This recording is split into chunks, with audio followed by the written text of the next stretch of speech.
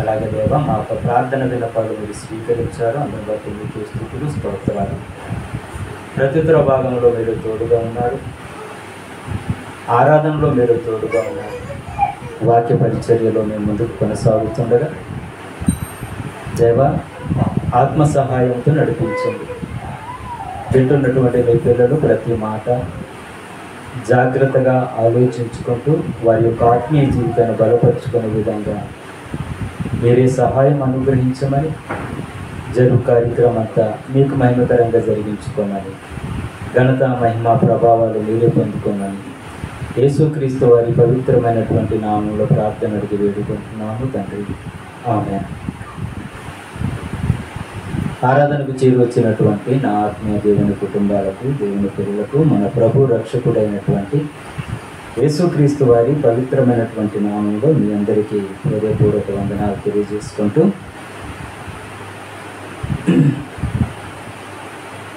గత వారంలో పునరుద్ధానం కూర్చున్నటువంటి సందర్భాలను మనం ఆలోచన చేసాం. ప్రభువైనటువంటి యేసుక్రీస్తు వారు పునరుద్ధానుడు అవ్వటం వలన మనకొక నిరీక్షణ ఏర్పడింది. మనకు కూడా పునరుద్ధానం ఉంది అనే విశ్వాసాన్ని పెంపొందించుకోవడానికి ఆయన పునరుద్ధానమే మనకు ఆధారము అనే సంగతిని గత వారంలో మనం నేర్చుకున్నాం. పునరుద్ధానం అనేది అది ప్రపంచ చరిత్రలో నిలిచిపోయేదిగా అప్పటి వరకు లేక ఇప్పటి వరకు పునరుద్ధానము అనే సందర్భం కానీ అలాంటి సంఘటన కానీ ఇప్పటి వరకు మనం ఎప్పుడు వినలేదు. ఒక యేసుక్రీస్తు వారి జీవితంలోనే పునరుద్ధానము జరిగింది అని గత వారంలో మనం నేర్చుకున్నాం. ఈ వారం కూడా దాని కంటిన్యూషన్గా కొన్ని సందర్భాలని మనం ఆలోచించడానికి ప్రయత్నం చేద్దాం. ఆయన పునరుద్ధానుడైన తర్వాత అనేక రుజువులతో కనుపరుచుకున్నట్టుగా మనం చూస్తున్నాం.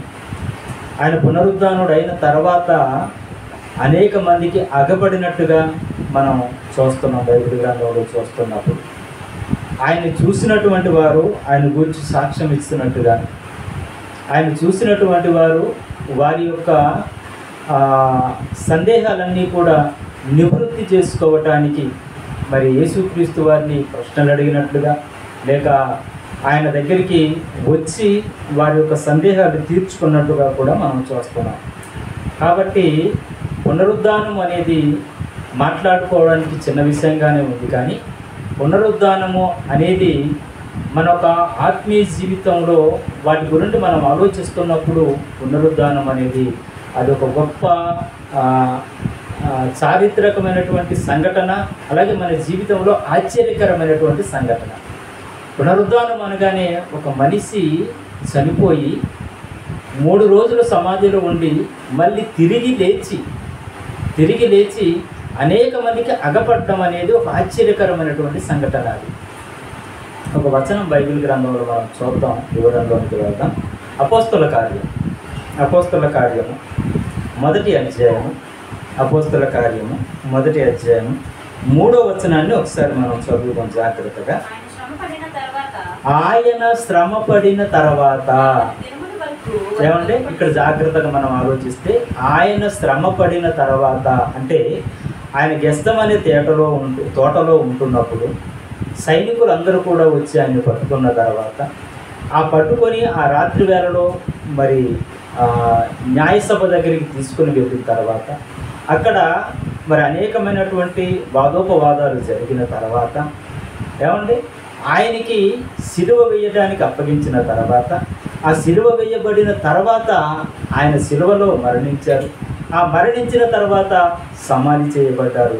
సమాధి చేయబడి 3వ రోజున అంటే ఆదివారము తెల్లవారుజామున ఆయన తిరిగి లేచిన తర్వాత అని అర్థం అవుతుంది. ఆయన శ్రమపడిన తర్వాత అంటే ఇన్ని జరిగిన తర్వాత అని మనం అర్థం చేసుకోవాలి. ఏమంటే ఆయన శ్రమపడిన తర్వాత 40 దినముల వరకు వారికి అగపడచ్చు. ఎన్ని రోజులు అంటే 40 రోజుల వరకు ఆయన అనేక మందికి కనబడుతున్నారు. అంటే చనిపోయినటువంటి వ్యక్తి సమాధి చేయబడి మళ్ళీ తిరిగి లేచిన తర్వాత ఆ తిరిగి లేచి అనేక మందికి అగపరుచుకుంటున్నారు, అంటే కనబడుతున్నారు. కనబడి వారితో మాట్లాడుతున్నారు, వారి సందేహాలు తీరుస్తున్నారు, ఏమంటే వారి డౌట్స్ అన్నీ కూడా క్లారిఫై చేస్తున్నారు. ఇవన్నీ ఎందుకు చేస్తున్నారు అంటే ఆయన మరణించి తిరిగి లేచినటువంటి వ్యక్తి ఒకనాటి కాలంలో ముందుగా వారితో మాట్లాడినటువంటి వ్యక్తి, అంతే కదండి. ఆయన సువార్త ప్రకటించడానికి అనేక ప్రాంతాలకు వెళ్ళిన తర్వాత, అనేక మందికి స్వస్థపరిచిన తర్వాత, అనేక మంది రోగంతో ఉంటున్నటువంటి వారికి బాగు చేసిన తర్వాత, చనిపోయినటువంటి వారిని కూడా బ్రతికించిన తర్వాత, ఏమండి ఒక వ్యక్తి మన దగ్గరికి వచ్చి మనల్ని స్వస్థపరిచినప్పుడు కానివ్వండి, మన రోగాలు తీసినప్పుడు కానివ్వండి, మనతో సంభాషించినప్పుడు కానివ్వండి, మనకు సువార్త ప్రకటించినప్పుడు కానివ్వండి, ఆ వ్యక్తిని మనం ఆ దగ్గరగా ఉండి ఆ వ్యక్తితో మాట్లాడడం, లేకపోతే ఆ వ్యక్తి చేసినటువంటి కార్యాలు మనం చూడడం అనేది జరిగి ఉంటుంది. అప్పుడు ఆ వ్యక్తిని మనం ఐడెంటిఫై చేస్తాం, ఆ వ్యక్తిని మనం గుర్తిస్తాం కదండి. ఆ వ్యక్తిని ఎలా గుర్తిస్తామంటే మొదటగా ముందుగా మన దగ్గరికి వచ్చి మనకు అనేకమైనటువంటి ప్రబోధాలు చేశాడు, సంఘంలో ఆ ఒక మరి సువార్తలు ప్రకటించాడు, సంఘానికి వెళ్ళి బోధించడం అనేది కార్యక్రమాలన్నీ కూడా చేశారు. అప్పుడు యేసుక్రీస్తు వారిని అందరూ చూస్తుంటారు కదండి.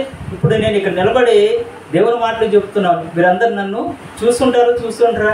ఖచ్చితంగా చూశారు. నన్ను చూడటం మాత్రమే కాదు, నా హావభావాలు మీరు గమనిస్తుంటారు, నా రూపురేఖలు మీరు గమనిస్తుంటారు, నా మాట తీరు మీరు గమనిస్తుంటారు, సమస్తం కూడా నాది మీరు గమనిస్తూ ఉంటుంటారు.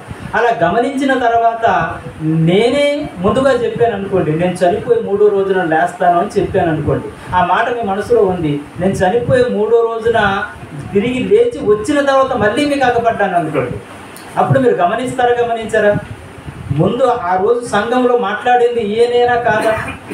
మనతో మాట్లాడింది ఈయనే కాదా? ఇదిగో పలానా వ్యక్తికి రోగం వచ్చినప్పుడు బాగు చేసినటువంటి వ్యక్తి ఈయనే కాదా? ఆ బాగు చేసినప్పుడు ఏ పదాలు వాడారు ఈయన? ఏమండి, పలానా వ్యక్తి చనిపోయాడు, ఆ చనిపోయినటువంటి వ్యక్తిని లేపింది ఈయన కాదా? ఇవన్నీ కూడా అబ్జర్వ్ చేస్తారా, చేయరండి? ఖచ్చితంగా చేస్తారు. యేసుక్రీస్తు వారు కూడా ఏమంటే ఆయన బ్రతుకున్నటువంటి కాలంలో సువార్తను ప్రకటిస్తూ అనేక మందికి ఆయన మాటలు కానీ, లేకపోతే ఆయన ఒక క్రియలు కానీ ఇవన్నీ కూడా చూపించిన తర్వాత, మరణించి తిరిగి లేచిన తర్వాత కూడా మళ్ళీ 40 రోజులు వారికి అగపడుతున్నాడు అంటే మీరు నిర్ధారించుకోండి అని ఒక ఇంటిస్తున్నాడు యేసుక్రీస్తు వారు. అర్థమైందండి? ఆయనే నేను ఏమంటే, ఎందుకంటే దీని మీద చాలా తప్పుడు సిద్ధాంతాలు వచ్చాయి కాబట్టి. ఆనాటి కాలంలో యేసుక్రీస్తు వారు పునరుద్ధానుడు అయ్యాడు అంటే రకరకాలుగా మాట్లాడినటువంటి వారు ఉన్నారు. ఎందుకంటే ఆయనంటే గిట్టనటువంటి వారు ఉన్నారు, ఆయనంటే పడనటువంటి వారు ఉన్నారు. కాబట్టి ఆయన గురించి తప్పుడుగా మాట్లాడడం, తప్పుడు పుస్తకాలు రాయటం, ఏమంటే తప్పుడు సిద్ధాంతాలు తీసుకొని రావటం అనేది జరిగింది. అలా జరుగుతున్నప్పుడు మొదటి శతాబ్దంలో ప్రత్యక్షంగా చూసినటువంటి వ్యక్తులే ప్రత్యక్ష సాక్షులుగా ఉన్నారు. కాబట్టి 40 రోజులు వాళ్ళతో మరి మాట్లాడడం, వారితో సంభాషించటం, ఇవన్నీ ఎందుకు జరుగుతుందంటే రుజువుల కోసం జరుగుతుంది. ఇవన్నీ ఎందుకు జరుగుతున్నాయండి? రుజువుల కోసం. ఎప్పుడో ఒక 20 రోజుల క్రితం చూసినటువంటి ఆయన మళ్ళీ ఇప్పుడు పునరుద్ధానుడైన తర్వాత చూశారు అంటే ఆ చూసినటువంటి సంఘటనను మనం ఆలోచన చేస్తున్నప్పుడు ఆయన ఈయనే కాదా? ఏమండి మొదటగా మనం చూసినప్పుడు ఆయన ఒక ఫేసు ఇందేనా కాదా? ఆయన కళ్ళు ఇందే కాదా? ఆయన నోరు ఇందే కాదా? ఏమైనా ఆయన మాట్లాడినటువంటి మాటలు ఇందే కాదా? మరొకరు వచ్చి మాట్లాడుతున్నారా? ఇవన్నీ కూడా మరి ఆలోచించడానికి, పరిశీలించడానికి ఆయన అందరి దగ్గరికి వెళ్ళి అగపడుతూ ఆయన మాట్లాడినట్టుగా మనం చూస్తుంటాం. అందుకని ఇక్కడ ఏమని చెప్తున్నారంటే, ఆయన శ్రమపడిన తర్వాత 40 దినములు వారికి అగపడుచు, 40 దినములు వారికి అగపడుచు. ఇంకేం చెప్తున్నారు చూడండి, దేవుని రాజ్యము గురించి బోధిస్తున్నారటండి.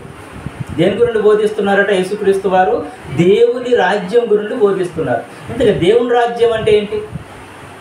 ఎక్కడ ఉంటుంది? మనం జాగ్రత్తగా ఆలోచిస్తే దేవుని రాజ్యం అంటే ఏంటి? ఈ దేవుని రాజ్యం ఎక్కడ ఉంటుంది? ఈ దేవుని రాజ్యం మనం ప్రత్యక్షంగా ఏమైనా చూడగలమా? లేక ఈ దేవుని రాజ్యము మనం చనిపోయిన తర్వాతనే ఒక దేవుని రాజ్యం అనేది వస్తుందా? ఇలాంటి ఆలోచనలన్నీ కూడా మనకు వస్తాయి. కాబట్టి ఈ దేవుని రాజ్యం అంటే ఏంటో, దేవుని రాజ్యం గురించి వారికి బోధిస్తున్నారట. ఎవరికి? ఆయన చనిపోయి తిరిగి లేచిన తర్వాత ఎవరికైతే అగపడుతున్నారో, ఎవరి దగ్గరికి వెళ్తున్నారో వారికి దేవుని రాజ్యం గురించి బోధిస్తున్నారట. దేవుని రాజ్యం గురించి బోధిస్తున్నప్పుడు వాళ్ళకి కూడా కొన్ని డౌట్లు వచ్చాయండి. దేవుని రాజ్యం గురించి బోధిస్తున్నప్పుడు వారికి కొన్ని డౌట్స్ వచ్చాయి. డౌట్స్ వచ్చిన తర్వాత శిష్యులే యేసుక్రీస్తు వారిని అడుగుతున్నారు, దేవా, ఈ యొక్క దేవుని రాజ్యము మరలా ఇశ్రాయేలుకి నీవు అనుగ్రహిస్తావా అని చెప్పి వాళ్ళు అడుగుతున్నారు యేసుక్రీస్తు వారు. అంటే దేవుని రాజ్యం అనేది మరలా నువ్వు అనుగ్రహిస్తావా అంటే వాళ్ళకు ఉన్నటువంటి ఒక డౌట్ని క్లారిఫై చేయాలి. ఆ దేవుని రాజ్యం అంటే ఏంటి? ఏమంటే దేవుని రాజ్యం మరలా ఇస్తావా అంటే అది ఒక మరి ప్రత్యక్షంగా వచ్చే రాజ్యమా, లేకపోతే మనిషి చనిపోయిన తర్వాత పొందుకునే రాజ్యమా? ఇలాంటివన్నీ కూడా తెలుసుకోవాలి. అలా తెలుసుకోవటానికి వాళ్ళకు ఉన్నటువంటి డౌట్స్ అన్నీ కూడా క్లారిఫై చేయటానికి ఆయన తిరిగి లేచిన తర్వాత దేవుని రాజ్యం గురించి ఏం చేస్తున్నారట? బోధిస్తున్నారట. రాజ్యం గురించి కూడా బోధించాలా, పరలోకం గురించి కూడా బోధించాలా, మనిషి యొక్క బ్రతుకు గురించి బోధించాలా, పునరుద్ధానం గురించి బోధించాలా అంటే ప్రతి విషయం గురించి కూడా బోధించాలి. ప్రతి విషయం గురించి కూడా బోధించాలి. బోధించకపోతే వాళ్ళకి అర్థం కాదు. కాబట్టి ప్రేమైనటువంటి దేవుని పిల్లరా, అన్ని విషయాల గురించి యేసుక్రీస్తు వారి డౌట్స్ అన్నీ కూడా క్లారిఫై చేయడానికి ప్రతి విషయంలో కూడా ఆయన బోధిస్తూ ముందుకు వెళ్తున్నారు. అయినా సరే కొద్దిమంది డౌట్స్ అడుగుతున్నారు. ఆ డౌట్స్ అడుగుతున్నప్పుడు ఆ డౌట్స్ అన్నిటిని కూడా ఆయన నివృత్తి చేసే పనిలో ఉన్నారు. ఒకసారి చూద్దాం, లూకా సువార్తలోనికి మనం వెళ్ళి ఒకసారి ఆలోచన చేద్దాం. లూకా సువార్త 17వ అధ్యాయం. ఏమంటే దేవుని రాజ్యం గురించి మనం ఆలోచన చేస్తే లూకా సువార్త 17వ అధ్యాయము 20వ వచనం నుండి ఒకసారి మనం చదువుదాం. లూకా సువార్త 17వ అధ్యాయము 20వ వచనం నుండి,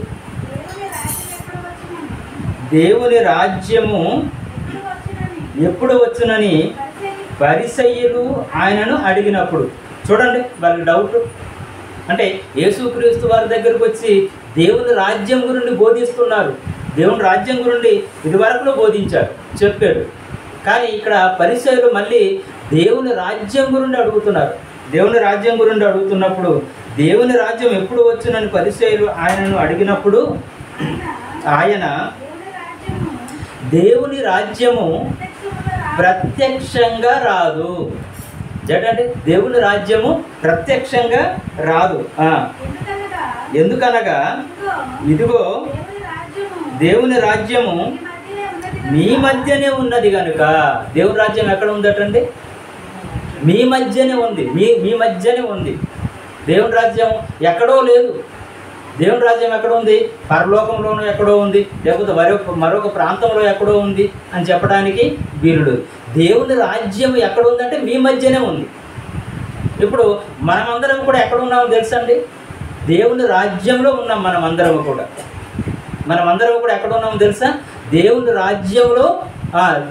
రాజ్యంలో ఒక సైనికునిగా ఉన్నాం. దేవుని రాజ్యంలో ఒక యోధుడిగా మనం ఉన్నాం, లేక దేవుని రాజ్యంలో ఒక ప్రజగా మనం ఉన్నాం. మనమందరం కూడా దేవుని రాజ్యంలో ఉన్నాం. ఎప్పుడు దేవుని రాజ్యంలోనికి మనం వచ్చాము అంటే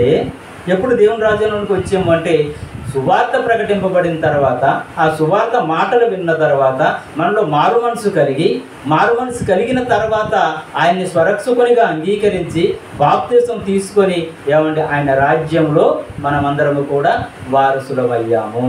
ఆయన రాజ్యంలో మనం అందరం ఏమయ్యామండి? వారసులమయ్యాం. కాబట్టి ఇప్పుడు దేవుని రాజ్యం ఎక్కడ ఉంది అంటే మన మధ్యనే ఉంది దేవుని రాజ్యం. యేసుక్రీస్తు వారు అదే చెప్తున్నాడు. దేవుని రాజ్యం ఎక్కడ ఉందంటే అదిగో అక్కడ ఉంది, ఇక్కడ ఉంది అని ఎవరెవరో ఏదో చెప్తున్నప్పుడు మీరు నమ్మకండి. దేవుని రాజ్యము మీ మధ్యనే ఉంది. దేవుని రాజ్యం ఎక్కడ ఉందండి? మీ మధ్యనే ఉంది. అంటే దేవుని రాజ్యము మధ్యలో మనం అందరం కూడా ఉన్నాము. మనమందరం కూడా ఎక్కడ ఉన్నామండి? దేవుని రాజ్యంలో ఉన్నాము. మీ మధ్యనే ఉన్నది కనుక ఇదిగో ఇక్కడని అదిగో అక్కడని చెప్ప వీలు పడదని వారికి ఉత్తరం ఇచ్చాను. ఏమండి, ఫలానా దగ్గర ఉంది దేవుని రాజ్యం అని ఎవరు ఏం చెప్పినా సరే మీరు నమ్మకండి. దేవుని రాజ్యము మీ మధ్యనే ఉంది అనే విషయాన్ని అక్కడ జ్ఞాపకం చేస్తున్నారు. అపోస్తల కార్యములు మనం చూస్తున్నప్పుడు దేని గురించి బోధిస్తున్నాడటండి? దేవుని రాజ్యం గురించి బోధిస్తున్నాడట. దేవుని రాజ్యం గురించి బోధిస్తున్నారంటే దేవుని రాజ్యము గూర్చినటువంటి అవగాహన చాలామందికి అప్పటికి లేదనమాట. అంటే దేవుని రాజ్యం ఎక్కడో ఉంది అనుకుంటుండేవారు, కానీ మన మధ్యనే ఉందనే సంగతి వారికి అర్థం కావట్లేదు. ఇంతకీ దేవుని రాజ్యం ఎప్పుడు స్థాపించబడింది? దేవుని రాజ్యం ఎప్పుడు స్థాపించబడింది? ఆ దేవుని రాజ్యము ఏమండి ఎప్పుడు స్థాపించబడింది అనే విషయం మనకు అర్థం కావాలంటే అదే అపోస్తుల కార్యంలో 2వ అధ్యాయంలో చూస్తున్నప్పుడు పెంతుకోస్తు దినాన దేవుని యొక్క రాజ్యం అనేది స్థాపించబడింది. పెంతుకోస్తు దినాన దేవుని రాజ్యము స్థాపించబడింది. ఆ దేవుని రాజ్యంలో ఉంటున్నటువంటి వారు ఏమండి మొట్టమొదటిగా మనం చూస్తున్నప్పుడు 12 మంది శిష్యులు కనబడతారు. ఏమంటే దేవుని రాజ్యంలో ఎంతమంది కనబడతారు? 12 మంది శిష్యులు కనబడతారు. ఆ 12 మంది శిష్యులు అనేక మందికి దేవుని రాజ్యం గురించి చెప్పిన తర్వాత అనేక మంది రాజ్యంలో చేర్చబడుతున్నారు. ఇప్పుడు కూడా ఏమంటే దేవుని రాజ్యం ఉంది. ఈ రాజ్యంలో అనేక మంది ప్రపంచవ్యాప్తంగా ఒక్కొక్కరు దేవుని రాజ్యంలో చేర్చబడుతున్నారు. ఈ దేవుని రాజ్యంలో చేర్చడానికి ఎంతోమంది త్యాగం అయిపోతున్నారు, బలైపోతున్నారు, హతసాక్షులు అయిపోతున్నారు. అలా హతసాక్షులు అయిపోయినటువంటి వారిలో ప్రవీణ్ పగడాల గారు కూడా ఒకరు ఉన్నారు. దేవుని రాజ్యంలో చేర్పించడానికి ఆయన హతసాక్షులు అయిపోతున్నారు. దేవుని రాజ్యంలో ఏమండి మనందరినీ కూడా తీసుకొని రావడానికి ఎంతోమంది ఎన్నో విధాలుగా కష్టాలు పడుతున్నారు, బాధలు పడుతున్నారు, శ్రమలు అనుభవిస్తున్నారు. వారికి ఉన్నదంతా కూడా సమస్తాన్ని కూడా వెచ్చిస్తున్నారు. దేవుని రాజ్యంలో నిన్ను ఒక వారసునిగా చేయటానికి, దేవుని రాజ్యంలో నిన్ను ఒక సైనికుడిగా చేయటానికి, దేవుని రాజ్యంలో నిన్ను ఒక యోధునిగా చేయటానికి ఎంతోమంది బలైపోతున్నారు. ఏమండి కాబట్టి ప్రభువైనటువంటి యేసుక్రీస్తు వారు కూడా దేవుని రాజ్యం స్థాపించటానికి ఏమంటే ఆ ఒక రాజ్యంలో చేర్పించటానికి, ఆ రాజ్యంలో చేరాలి అంటే మామూలుగా ఎవరు పడితే వారు వచ్చేయడానికి అవకాశము లేదు. ఆ రాజ్యంలో రావాలి అంటే ఏమంటే వాడు పాపము లేనటువంటి వాడై ఉండాలి. ఏమంటే అప్పటి వరకు వాడి జీవితంలో పాపం ఉంది. ఆ పాపాన్ని విడిచిపెట్టి మారు మనసు పొంది బాప్తిసం పొందుకున్న తర్వాత ఆయన రాజ్యంలో ఆయన చేర్చబడతారు. దేవుని రాజ్యంలో చేర్చబడతారు. ఎందుకంటే దేవుడు పరిశుద్ధుడు. ఆ పరిశుద్ధ రాజ్యంలో మనం ఉండాలి అంటే మనం కూడా ఎలా ఉండాలట?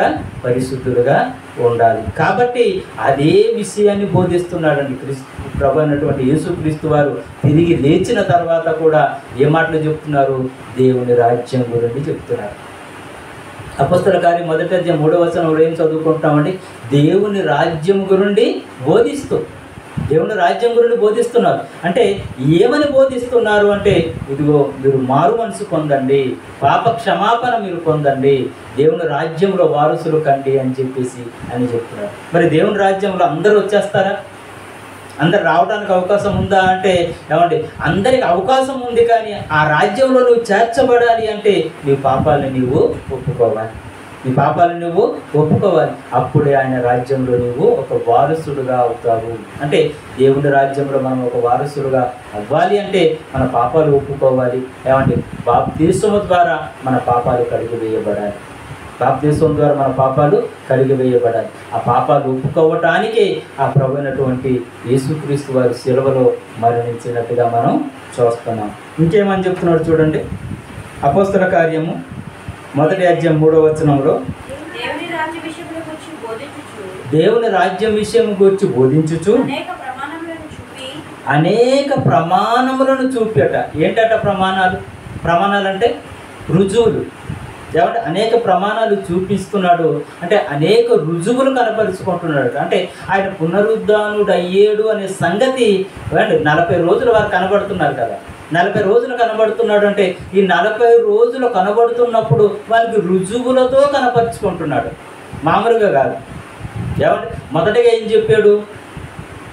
ఏమంటే సిలువ వేయబడక ముందు ఏం చెప్పాడంటే, ఇదిగో నేను చనిపోతాను, 3వ రోజున తిరిగి లేస్తానని ఒక మాట ఏమంటే శిష్యులతో చెప్పారు. అక్కడ ఉన్నటువంటి ప్రజలందరూ కూడా ఆ మాటలు విన్నారు కాబట్టి ఆయన చనిపోయి తిరిగి లేస్తానని చెప్పాడు అని చెప్పేసి అది గొప్ప హాట్ టాపిక్గా ఆనాటి కాలంలో 1వ శతాబ్దంలో యేసుక్రీస్తు వారికి సిలువ వేసినటువంటి కాలంలో అందరూ మాట్లాడుకుంటున్నటువంటి క్రమంలో ఆయన తిరిగి లేచిన తర్వాత 40 రోజులు అందరికీ కనబడుతున్నారు. ఒకే సమయంలో ఏమంటే 500 మందికి ఒకేసారి ఆయన కనిపించినట్టుగా కూడా మనం చూస్తాం. కొరింథీ పత్రికలో గత వారంలో మనం చదువుకున్నాం. ఏమంటే ఈ 40 రోజులు అందరికి కనుపరుచుకుంటూ రుజువుపరుచుకుంటున్నాడటండి. ఒట్టి మాటలతో కాదు, నేను లేస్తానని చెప్పేసి ఆయన లేచాడని భ్రమపరిచే విధంగా మాట్లాడే మాటలు కాదు. ఆయన తిరిగి లేచిన తర్వాత రుజువుపరుచుకుంటున్నాడు. ఎలా రుజువుపరుచుకుంటున్నారు కొన్ని మాటలు కూడా మనం చూద్దాం. లూకాసు వార్త 24వ అధ్యాయం, లూకాసు వార్త 24వ అధ్యాయం 36వ వచనం నుండి చూద్దాం. ఒకసారి చూడండి.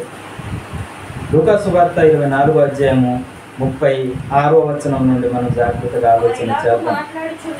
వారిలాగా మాట్లాడుకొనుచుండగా వారి మధ్య నిలిచి నీకు సమాధానమవునుగాక అని వారితో అనెను. అయితే వారు దిగులుపడి భయాక్రాంతులై భూతము తమకు కనబడినని తలంచి అప్పుడు ఆయన మీరెందుకు కలవరపడుచున్నారు, మీ హృదయములలో సందేహములు పుట్టనేలా నేనే ఆయనను అనుటకు నా చేతులను నా పాదములను చూడండి. ఏమండి, ఒక దగ్గర శిష్యులందరూ కూడా ఒక రూమ్లో కూర్చొని ఉన్నారు. ఏమంటే ఎందుకు అంటే ఆ ఒక ఇస్రాయేలు ఆ ఒక ప్రాంతంలో యూదులకు భయపడి, ఏమంటే ఆ రోమా ప్రభుత్వానికి భయపడి ఒక రూములో బిక్కుమంటూ కూర్చొని ఉంటున్నటువంటి పరిస్థితుల్లో ప్రభునటువంటి యేసుక్రీస్తు వారి మధ్యలోనికి రావటం జరిగింది. అక్కడికి వచ్చిన తర్వాత వారు భయపడిపోతున్నారు.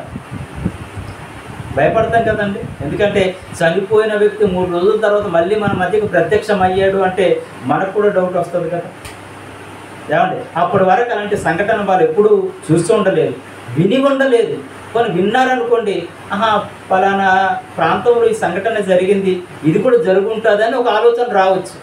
లేకపోతే ఫేస్ చేసి ఉన్నారనుకోండి, అనుభవించి ఉన్నారనుకోండి, పలానా సారి మీలాంటి మేము అనుభవించాం కాబట్టి భయపడవలసినటువంటి అవసరత లేదనుకుంటారు. కానీ అప్పటి వరకు జరగనటువంటి సంఘటన ఏంటంటే, ఒక వ్యక్తి చనిపోయి తిరిగి లేచి వారి మధ్యలోకి వచ్చి వారితో మాట్లాడుతున్నప్పుడు ఎలా ఉంటుందండి? ఎలా ఉంటుంది? రాత్రుల్లో చిన్న శబ్దం వస్తేనే మనకు భయం వేస్తుంటుంది కదండి. మన నీడను చూసి మనమే భయపడుతుంటాం కదా. మన వెనకాల ఎవరో వస్తున్నట్టుగా మన నీడ మనం నడుచుకుంటూ వెళ్తుంటే మన వెనకాల నీడ వస్తున్నప్పుడు ఆ నీడను చూసి మనం భయపడుతుంటాం. అలాంటిది రూమ్లో అందరూ కూర్చున్నప్పుడు అందరూ ఏమంటే భయపడుతున్నటువంటి పరిస్థితుల్లో ఎవరు వస్తారు? ఆ రోమా సైనికులు వచ్చి ఏం చేస్తారో అని చెప్పి భయపడుతున్నటువంటి పరిస్థితుల్లో సడన్గా యేసుక్రీస్తు వారు అక్కడ ఎంటర్ అయిపోతే, ఏమండి రూమ్లో డోర్ కొట్టి వచ్చారు అనుకోండి, పలానా వాళ్ళు వచ్చారని మనకు తెలుస్తుంది, అంతే కదా. మన తలుపులు వేసుకొని ఉన్నాము, డోర్ కొట్టారు అనుకోండి, బయట నుండి ఎవరో వచ్చారో అనిపిస్తారు. డోర్ కొట్టకూడదు, మనిషి వచ్చి ప్రత్యక్షం అయ్యాడు అనుకోండి, ఎలా ఉంటుంది చెప్పండి. లేకపోతే భయం వేస్తుంది, భయం వేదా? చాలా భయం వేస్తుందండి, చాలా భయం వేస్తుంది. అలాగే వీళ్ళు భయాక్రాంతులయ్యి ఏమండి భూతము తమకు కనబడని అనుకున్నారట. అంటే సడన్గా వస్తే ఎవరైనా ఏమైనా అనుకుంటారు, అందరూ కూడా అలాగే అనుకుంటారు. అప్పటి వరకు వాళ్ళు చూడనటువంటి సంఘటన ఏంటంటే, సడన్గా అక్కడ మధ్యలో ఆ వ్యక్తి ప్రత్యక్షం అయితే ఏమంటే వారు భయపడిపోయి భూతం అని చెప్పేసి భయపడుతున్నారట. తమకు కనబడనని తలంచి అప్పుడు ఆయన మీరెందుకు కలవరపడుతున్నారు, మీ హృదయంలో సందేహం పుట్టనేలా నేనే ఆయనను అనుటకు. నేనే ఆయనంటే ఏమండి? నేనే ఆయననంటే మీరు శిలువ వేసినప్పుడు నన్ను చూశారు కదా. ఏమంటే శిలువ వేసినప్పుడు అందరూ నన్ను చూశారు. నా చేతులకు మేకులు కొట్టడం చూశారు, ఏమంటే నా కాళ్ళకు మేకులు కొట్టడం చూశారు, బల్లె పోటు పడవడం చూశారు, ఏమంటే నన్ను చిత్రహింసలు పెట్టి ఆ గొల్గోత కొండలు నడిపించడం మీరు చూశారు, నన్ను కొరడాలతో కొట్టడం చూశారు, నాకు ముళ్ళ కిరీటం పెట్టడం మీరు అందరూ కూడా చూశారు కదా. మీరందరూ కూడా చూశారు. అంటే చూసినటువంటి ఆనవాళ్ళు మీకు గుర్తుంటాయి కదండి. చూసినటువంటి ఆనవాళ్ళు అంటే ఆ ఆనవాళ్ళు ఏంటి? ఆయన ముళ్ళకు కిరీటం పెట్టడం కానివ్వండి, ఆ ముళ్ళ కిరీటం పెట్టినప్పుడు గాయాలు అవ్వటం కానీ, కొరడాతో కొట్టినప్పుడు గాయాలు అవ్వటం కానీ, ఏమండి ఆ మేకులతో కొట్టినప్పుడు గాయాలు అవ్వటం కానీ, బల్యంతో పొడిచినప్పుడు గాయం అవ్వటం కానీ, ఇవన్నీ కూడా వాళ్ళు చూశారు. అలా చూసినటువంటి సందర్భంలో ఏమని చెప్తున్నారు చూడండి, మీ హృదయంలో సందేహం పుట్టనేలా నేనే ఆయననుటకు నా చేతులను నా పాదములను చూడండి, నన్ను పట్టి చూడండి. అంటే అప్పటికే భూతం అని భయపడుతున్నటువంటి వారికి ఇదిగో ఇందులో చెయ్యి పెట్టి చూడండి అంటే దగ్గర రావడానికి కూడా భయపడతాం కదండి. భయపడతారు. ఏమండి అలాగే ఆయన ఏం చెప్తున్నాడు, చేతులు చూడండి, నా కాళ్ళు చూడండి, నన్ను ముట్టి చూడండి అని చెప్తూ నాకున్నట్లుగా మీరు చూచుచున్నటువంటి ఎముకలు మాంసములు భూతములకు ఉండవు. మళ్ళీ బోధ చేస్తున్నాడండి. ఏమని చేస్తున్నాడు చెప్పండి? ఇదిగో భూతం అనుకుంటున్నారు కదా, భూతానికి ఎముకలు ఉంటాయా? భూతానికి ఎముకలు ఉండవు. భూతానికి ఏముండవటండి? ఎముకలు ఉండవు. భూతానికి మాంసం ఉండదు. ఏమండి ఎముకలు మాంసము కలిగినటువంటి వారు ఎవరు? మనిషే కదండి, మనమే కదా. ఎముకలు ఎవరికి ఉన్నాయి? మాంసం ఎవరికి ఉన్నాయి? మనుషులకు ఉంటాయి. భూతానికి అవి ఉంటాయా? భూతానికి అవి ఏమి కూడా ఉండవు. కాబట్టి ఈయన తిరిగి లేచిన తర్వాత ఎలా కనబడుతున్నాడు అంటేనంటే, ఇదే మాంసం ఉంది, ఇదే ఎముకలు ఉన్నాయి, ఈ ఎముకలే ఉన్నాయి, ఈ మాంసమే ఉంది, కానీ మహిమ దేహం అది. ఇక్కడ విచిత్రంగా ఆ ఒక దేహం గురించి మనం ఆలోచిస్తున్నప్పుడు ఏమంటే మాంసం ఉంది, ఎముకలు ఉన్నాయి. మన శరీరానికి ఏ అవయవాలు అయితే ఉంటాయో, ఏ ఒక పదార్థంతో మన అవయవాలు తయారయ్యో అవన్నీ కూడా ఉన్నాయి, కానీ మహిమదేహం. అది ఎలా మహిమదేహం అంటే, వాళ్ళు రూమ్లో తలుపేసుకొని ఉన్నారు, కానీ మధ్యలో ప్రత్యక్షం అవ్వగలిగినటువంటి మహిమదేహం. అలాంటి దేహంతో ప్రత్యక్షమైనట్టుగా మనం చూడగలం. అందుకనే వారికి మళ్ళీ క్లాస్ ఇస్తున్నారు. యేసుక్రీస్తు వారు ఏమని చెప్తున్నారంటే, భూతానికి ఏముండదు, ఎముకలు ఉండవు, మాంసం ఉండదు అని చెబుతూ వారికి చెప్తున్నాడు. చూడండి, తన చేతులను పాదములు వారికి చూపెను. అయితే వారు సంతోషము చేత ఇంకను నమ్మక ఆశ్చర్యపడుచుండగా ఆయన, ఇక్కడ మీ యొద్ద ఏమైనా ఆహారం కలదా అని వారిని అడిగాను. వారు కాల్చిన చేప ముక్కను ఆయనకిచ్చిరి. ఆయన దానిని తీసుకొని వారి ఎదుట భుజించారు. చూసారండి, అలాంటి రుజువులు ఇస్తున్నారు యేసుక్రీస్తు వారు. అంటే చనిపోయినటువంటి వ్యక్తి, సిలువలో చనిపోయినటువంటి వ్యక్తి మహిమ దేహాన్ని ధరించుకున్న తర్వాత, సిలువలో చనిపోయినటువంటి వ్యక్తి మహిమ దేహాన్ని ధరించుకున్న తర్వాత భూమిలో ఉన్నవన్నీ కూడా అనుభవించగలిగినటువంటి శక్తి కలిగినటువంటి శరీరం అది మహిమ దేహం. మీకు అర్థమైందండి? ఎందుకంటే ఈ దేహంతో మనం అంతరిక్షానికి వెళ్ళలేం, చంద్రమండలానికి వెళ్ళగలం ఈ దేహంతో? వెళ్ళలేమండి. ఎందుకంటే అక్కడ ఆకర్షణ శక్తి లేదు. ఏమండి ఈ దేహంతో అక్కడికి వెళ్తే ఈ బాడీ అంతా పీసులు అయిపోద్దటండి. అందుకే దీని మీద సూట్ వేసుకొని అక్కడికి వెళ్తారు. ఏమంటే పెద్ద హెల్మెట్ ఒకటి, పెద్ద సూటు, ఏమంటే ఆ ఒక్క చంద్రమండలానికి సంబంధించినటువంటి డ్రెస్ వేసుకొని వెళ్తారు. అది ఎంత ఉంటుంది? మనం కుట్టించుకుంటున్నటువంటి ఏమంటే ఒక 2000, 3000 రూపాయలతో వేసుకునే డ్రెస్ మాత్రం కాదు. ఏంటండి, కోట్ల రూపాయలు, వేల కోట్ల రూపాయలతో తయారు చేసినటువంటి డ్రెస్సులు అవి. అలాంటి డ్రెస్సుతో అక్కడికి వెళ్ళాలి. అలాగని చెప్పేసి ఆక్సిజన్ లేకుండా వెళ్ళిపోతే బతకగలం? అక్కడ బతకలేము. కానీ ఈ మహిమ దేహము భూమిని అనుభవించగలిగే దేహం మహిమ దేహం అండి. అంటే ఈ శరీరంతో భూమిని మనం ఎలాగైతే అనుభవిస్తున్నామో, ఇదే మహిమ దేహంతో భూమిని అనుభవించగలిగే దేహం మహిమ దేహం. ఆ దేహంతో ఏమండి గాయాలు ఎలా ఉన్నాయంటే, మేకులు కొట్టారు కదండి గాయాలు. ఈ గాయాలు మానిపోతేనే కానీ ఈ యొక్క దేహం ఉండడానికి అవకాశం లేదు. మీకు అర్థమైందా? మనకైతే చిన్న దెబ్బ తగిలింది అనుకోండి, ఆ దెబ్బలాగే కనబడుతూ గాయం మానిపోయే పరిస్థితి ఉంటుందా? ఉండదు. మానిపోతేనే కానీ ఆ ఒక దేహాన్ని మనం చూడలేము. కానీ మహిమ దేహం ఎలా ఉందో తెలుసండి, కొట్టినటువంటి మేకులు గుర్తులు కనబడుతున్నాయి. అంటే ఎక్కడైతే మేకులు కొట్టారో అక్కడ హోల్లాగా ఏర్పడిందో ఆ హోల్లాగా కనబడుతుంది. అంటే మహిమ దేహంతో మనం ఎలా చూడవచ్చు? మీకు ఇంకా బాగా అర్థం కావాలంటే, ఇప్పుడు ఏఐ టెక్నాలజీ వచ్చింది కదండి. ఏఐ టెక్నాలజీ వచ్చిన తర్వాత ఇప్పుడు కొన్ని వీడియోలు చూస్తుంటుంటాం. ChatGPT ద్వారా కొన్ని వీడియోలు తయారు చేస్తున్నారు. ఆ తయారు చేస్తున్నప్పుడు ఒక మనిషి ఏమో లావుగా ఉన్నట్టుగా ఉంటారండి. జస్ట్ ఇలా తిరిగినప్పుడు సన్నమైపోతుంటారు, ఇలా తిరిగితే సన్నమైపోతుంటారు. అంటే లావుగా ఉన్న వ్యక్తిని మనం చూస్తున్నాము, సన్నంగా ఉన్నటువంటి వ్యక్తిని చూస్తున్నాము. అదే పేసు మళ్ళీ ఆ పేసులో ఏమండి, ఆ పేసు లావుగా ఉంటున్నప్పుడు ఎలా ఉంటుందో ఆ కళ్ళు కానీ ఆ ముక్కు కానీ ఆ లావుగా ఉన్నప్పుడు ఎలా ఉంటుందో అలా చూపిస్తుంటారు. మళ్ళీ సన్నమైనప్పుడు కూడా అదే పేసు, ఆ పేసే ఆయనదే లేకపోతే ఆమెదే, ఆ పేసే సన్నమైనప్పుడు ఎలా ఉంటారో అది చూపిస్తున్నారు. చూస్తున్నారు కదండి వీడియో, అంటే మీకు అర్థం అవడానికి చెప్తున్నాను. అంటే మహిమ దేహం ఎలా ఉంటుందో అని మనకు అర్థం కావాలి అంటే ఇప్పుడున్నటువంటి టెక్నాలజీని మనం ఆలోచిస్తున్నప్పుడు ఏమంటే ఆనాటి కాలంలో ప్రభు అయినటువంటి యేసుక్రీస్తు వారు మహిమ దేహం ఎలా ఉందో తెలుసు అంటే ఆ గాయమైనటువంటి చేతులు కనిపించే విధంగా గాయాలు కనబడుతున్నాయి. పక్కలో బల్లెపోటు పొడిచారు కదా, ఆ బల్లెపోటు పొడిచినట్టుగా గాయాలు కనబడుతున్నాయి. అంటే ఆ గాయం మారిపోయింది, బాగా అర్థం చేసుకోవాలి. గాయం మారిపోయింది, మారిపోయినటువంటి దేహంతో గాయం కనబడే విధంగా ఉందండి. విచిత్రంగా ఉంది కదండి ఆ దేహం. అలాంటి దేహాన్ని మనం పొందుకుంటామండి త్వరలో. అలాంటి దేహం అంటే ఆ దేహానికి రోగం ఉండదు, ఆకలి ఉండదు, దప్పిక ఉండదు, కానీ అన్నీ అనుభవించగలదు. మీకు అర్థమైందా? ఏది ఉండదు, కాకపోతే అన్నీ అనుభవించే శక్తి సామర్థ్యం కలిగినటువంటి దేహం అది. అందుకనే మీ దగ్గర చేప ఏమైనా తినడానికి ఉందా అంటే కాల్చిన చేప కొట్టే వాళ్ళ దగ్గర ఉంటుంది, అది ఇస్తారు, అది తింటారట అండి ఆయన. అంటే ఎలా రుజువుపరుచుకుంటున్నారో చూడండి, ఎలా రుజువుపరుచుకుంటున్నారు అంటే మహిమ దేహం ఇలా ఉంటుంది అని చెప్పటానికి ఇవన్నీ కూడా యేసుక్రీస్తు వారు చేస్తున్నారండి. అంటే అలాంటి దేహాన్ని మనం కూడా పొందుకుంటాము అని ఒక విశ్వాసం మనలో కలగాలి అంటే ఈ 40 రోజులు అందరికీ అగపడుతూ అందరికి కనబడుతూ ఏమండి ఆయనకి కలిగినటువంటి గాయాలను చూపిస్తూ ఆయన ఆహారాన్ని తీసుకుంటూ ఎక్కడ పడితే అక్కడికి వెళ్ళగలిగే దేహం ఇది అని చెప్పడానికి ఆయన రుజువులు చూపిస్తున్నారట. అంటే ఈ దేహంతో మనం అంతరిక్షానికి వెళ్ళగలం, ఇలాగే వెళ్ళగలం అంటే వెళ్ళలేం.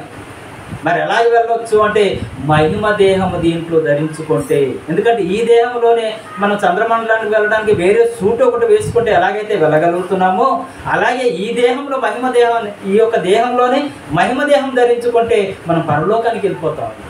ఎలా వెళ్ళిపోతాం తెలుసండి? గాల్లో తేలుతున్నట్టుగా వెళ్ళిపోతాం. అది అనుభవిస్తే ఎలా ఉంటుందో కానీ తెలియదండి, కానీ అది అనుభవించాలని ఉంది.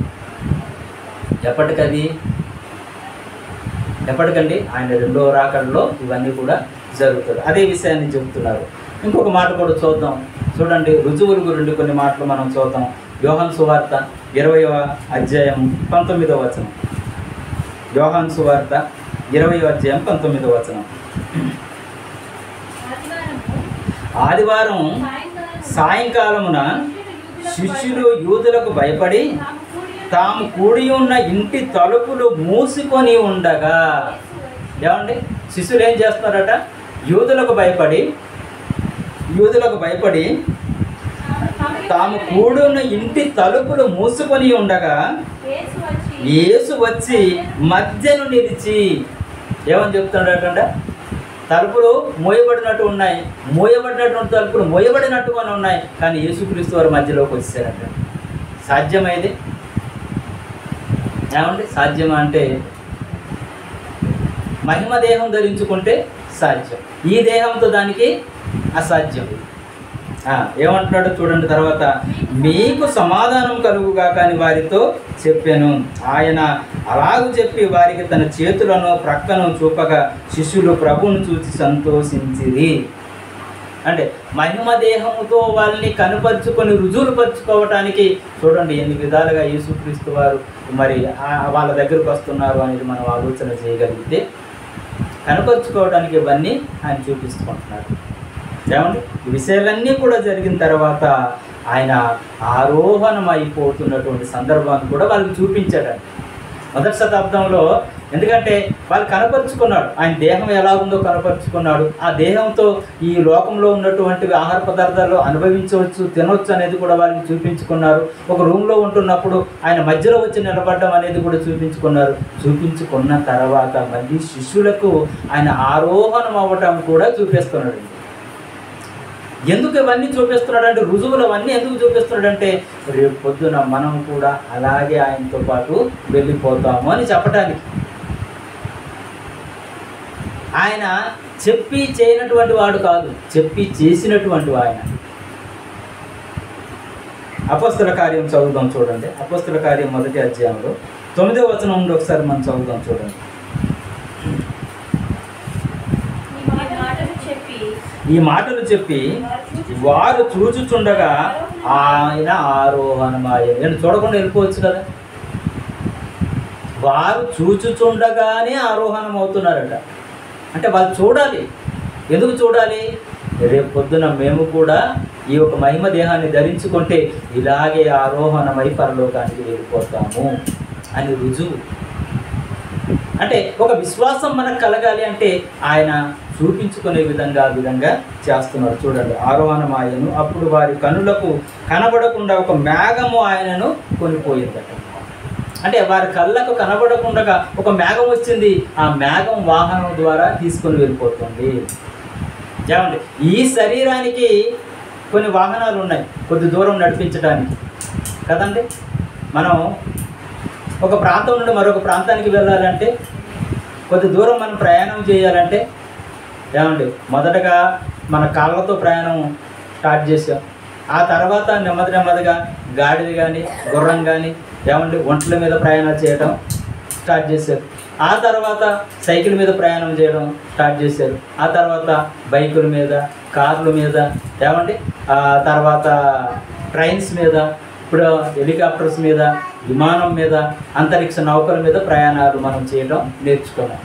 ఈ అంతరిక్ష నౌకల మీద ప్రయాణం చేస్తున్నప్పుడు ఏమండి ఇవన్నీ కూడా, ఈ జ్ఞానం అంతా కూడా దేవుడు ఎందుకు ఇచ్చాడు?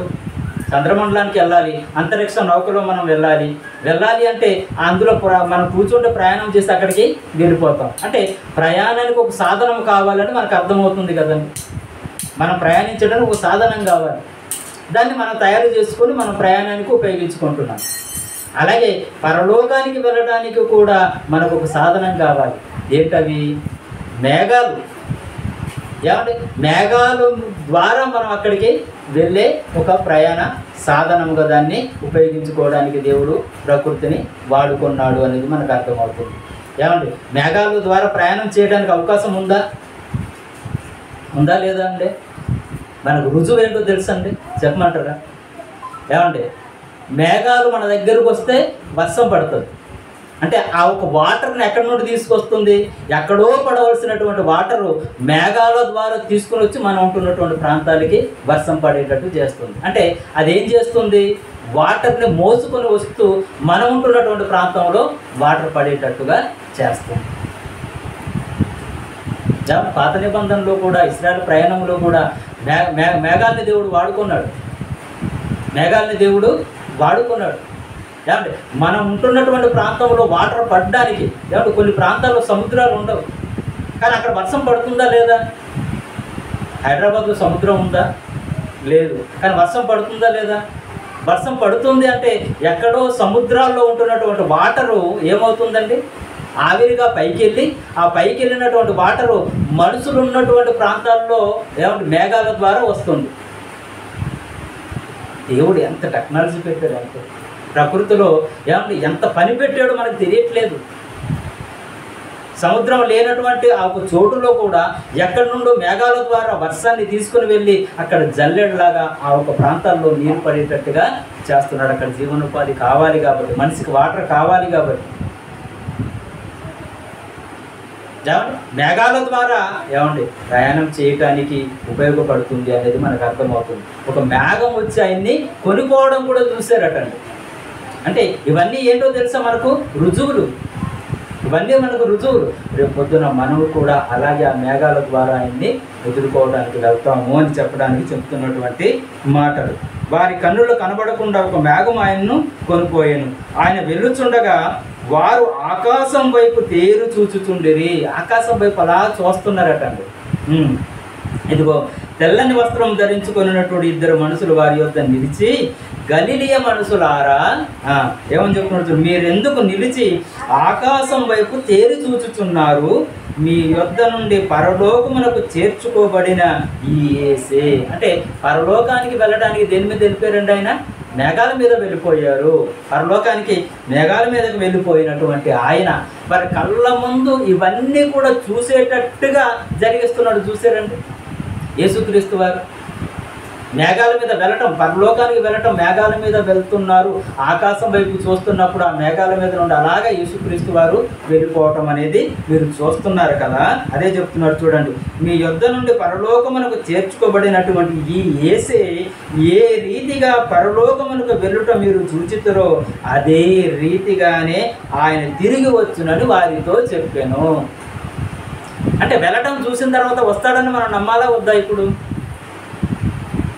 మేఘాల మీద ఆయన వెళ్ళిపోయాడండి, పరలోకానికి వెళ్ళిపోయాడు. మరి రెండవ రాకడలో పరలోకము నుండి భూమి మీదకి ఆయన వస్తాడు. రుజువులు చూసారా? వెళ్ళటం అనే ఒక రుజువుని చూపించారు. వెళ్ళటం అనే ఒక రుజువుని చూపించారు. చూపించిన తర్వాత వస్తాడు అని చెప్పిన తర్వాత అదే మనకున్నటువంటి నిరీక్షణ. దాన్ని మనం రెండవ రాకడ. మనం మొదటి రాకడలో శిష్యులైతే చూశారండి ఈ సంఘటనలన్నీ కూడా. మేఘం మీద వెళ్ళిపోవటం, ఆయన ఆరోహణం అవటం, ఆయన మహిమ దేహాన్ని ధరించుకోవటం, ఇవన్నీ మొదటి శతాబ్దంలో చూశారు. రెండవ రాకడలో మనం చూస్తామండి యేసుక్రీస్తు వారు మధ్యాకాశంలోనికి రావటం మనం చూస్తామండి. నిజంగా ఆ సంఘటన మనం ఆలోచిస్తుంటూనే ఊహిస్తున్నప్పుడే యేసుక్రీస్తు వారు రెండవ రాకడ వస్తే ఆయన ఎలా వస్తారు అనేది చూడాలన్న ఆసక్తి మనలో కూడా ఉందా లేదండి? దేవుని యందు విశ్వాసం వచ్చినటువంటి మనకి ఆయన రెండవ రాకడలో ఎలా వస్తాడు, ఏం జరుగుతుంది, ఇవన్నీ కూడా మనం చూడాలని ఒక ఆశ ఉంది. నాకైతే ఆశ ఉందండి. ఆయన మేఘాల మీదకి వస్తాడట. మేఘాల మీదకి వచ్చిన తర్వాత ఇక్కడ సమాధి చేయబడినటువంటి అందరూ ఈ యొక్క సమాధులన్నీ కూడా తెరవబడతాయట. తెరవబడిన తర్వాత వీళ్ళందరూ కూడా ఆ ఒక మేఘం, ఆయన ఆకాశంలో ఉంటుండగా ఆకాశం దగ్గరికి వీళ్ళందరూ కూడా వెళ్ళటం, ఆ ఒక సంఘటన ఊహించుకుంటుంటేనే విచిత్రంగా అనిపిస్తుంటాయి. ఇప్పుడు ఏఐ టెక్నాలజీ ద్వారా ఇలాగన్నీ చూపిస్తుంటే ఎంత ఆశ్చర్యం అనిపిస్తుంటుందో, అది నిజంగా మనం అనుభవిస్తే ఎలా ఉంటుందో ఒకసారి ఊహించండి. ఏ విమానం ఎక్కక్కర్లేదు, మనం గాల్లో తేలిపోతున్నట్టుగానే అలాగే వెళ్ళిపోతామండి. గాల్లో తేలిపోతున్నట్టుగానే వెళ్ళిపోతాం. ఆయన రెండో రాకడ కొరకు మనం ఎదురు చూస్తాం. అంటే అలాంటి అనుభూతులు అన్నీ మనం పొందాలి అంటే ఆయన యందు విశ్వాసం ఉంచాలి. ఏం చేయాలండి? ఆయన నమ్మాలి. ఆయన తిరిగి లేచాడని మనం నమ్మాలి.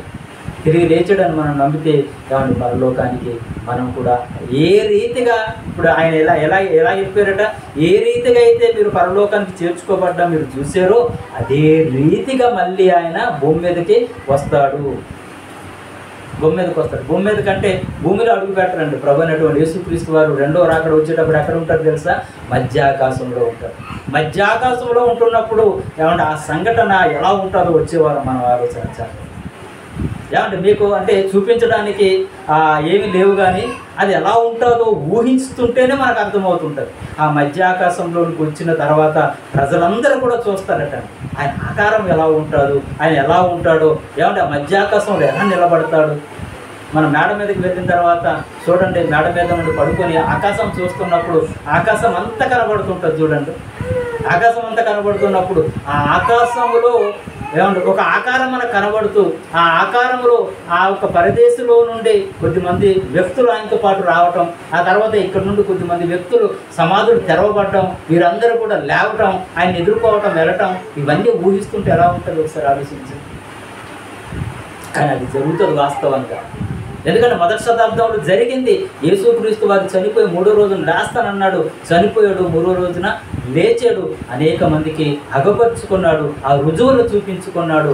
రెండవ రాకడలో కూడా ఆయన మధ్యాకాశంలో ఉంటున్నప్పుడు ఎలా ఉంటుందో అది విజువల్గా చూస్తున్నట్టుగానే వచ్చే వారం దాని గురించి మనం ఆలోచన చేద్దాం. అంటే మీకేం చూపించను కానీ చెబుతాను అంతే, మనకు అర్థమయ్యే రీతిలో చెబుతాం. ఆయన మధ్యాకాశంలో ఉంటున్నప్పుడు ఆయన్ని చూసేవారి పరిస్థితులు ఎలా ఉంటాయో వచ్చేవారు మనం ఆలోచన చేద్దాం. టైం అయింది.